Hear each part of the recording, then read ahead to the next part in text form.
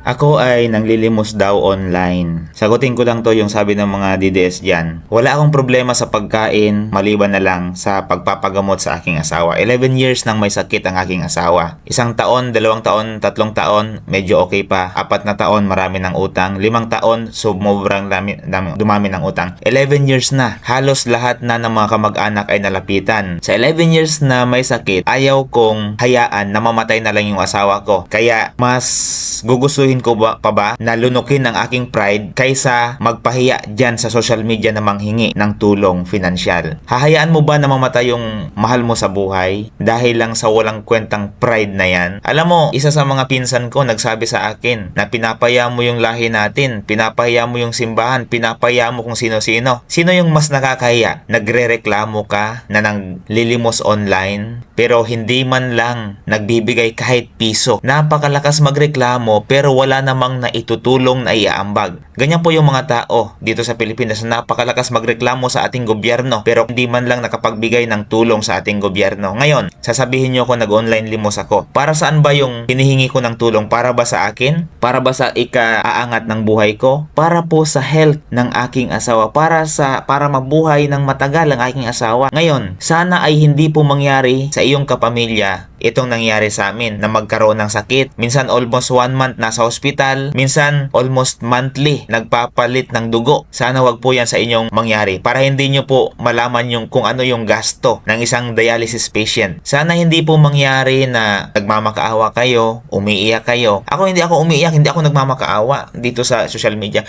Kung sino man lang yung meron, di magbigay. Alam nyo ba kung bakit? Kasi ang pagbibigay po, tanim po yan. Guys, nasasaktan ako sa mga sinasabi na online limos pero hindi ako iiyak. Bakit? Lulunukin ko yung pride ko, ha?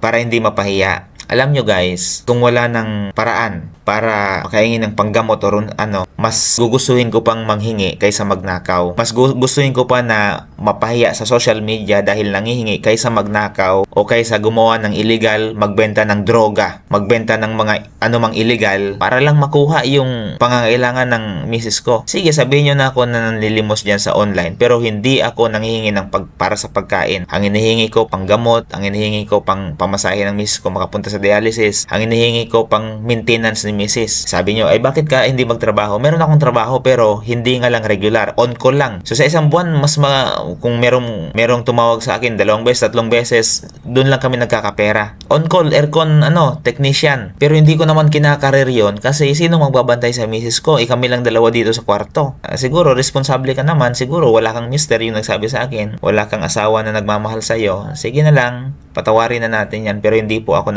nanghihingi para sa aking sarili. Nanghihingi tayo para sa aking asawa. At hindi lang yan, mayroon pa tayong bayanihan. So meron na tayong natulungan na isang pasyente din. 500 pesos nga lang yung naibigay ko dahil dito sa aking binubuo na charity vlogging na Bayanihan Charity. Yung Bayanihan Charity, hingi tayo ng tulong sa mga may kaya, sa mga mayayaman at ibibigay din natin bilang pensyon sa mga may sakit. So ito ay pinag-aaralan ko pa kung ano ang mga gagawin pero soon i-release ko na po dito sa social media. Gagawa po tayo ng isang page para po dyan sa Bayanihan charity vlogging natin. Para hindi lang po tayo yung palaging tutulungan kundi makatulong din po tayo. Maabot yung mga mayroong kaya na sobra-sobra naman yung pera nila at itulong natin sa mga mas nangangailangan na walang pera. Alam ko yung pakiramdam na ganun kasi kami wala rin kami. Yung 7 days ka nang nakapila para lang ma-dialysis, para lang magkaroon ng dugo, para lang ma-x-ray doon sa NKTI. Ramdam ko yan. At sabi nila wala silang pera. Maraming ang libre ang dialysis nga. Pero yung mga pang araw-araw na gastos, hindi po yun libre. So guys, online limos, no problem. Hindi po ako nangihingi para sa aking pagkain, para sa kung anumang ika-aangat ng aking buhay.